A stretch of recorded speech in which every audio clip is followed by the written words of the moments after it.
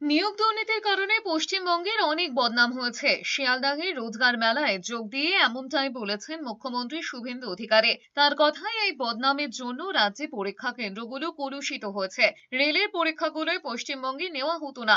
আগামী দিনে এই ভাবমূর্তি থেকে রাজ্যকে বার করে আনতে হবে।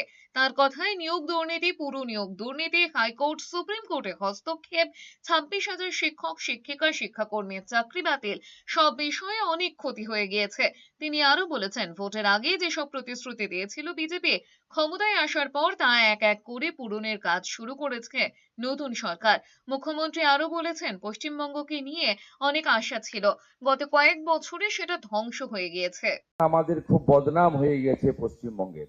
Teacher recruitment scam, municipal recruitment scam, high court supreme কোর্টের হস্তক্ষেপ, 26,000 শিক্ষক শিক্ষিকা শিক্ষাকর্মীর চাকরি বাতিল, সব মিলিয়ে বিগত দিনে পশ্চিমবঙ্গে রিক্রুটমেন্ট সংক্রান্ত বিষয়ে আমাদের যে অভিজ্ঞতা হয়েছে, তার ফলে শিক্ষা, সংস্কৃতি, আধ্যাত্মিক চেতনার, আমি মনে করি ভারতবর্ষের অন্যতম রাজধানী কলকাতা তথা পশ্চিমবঙ্গের অনেকটা ক্ষতি হয়ে গেছে।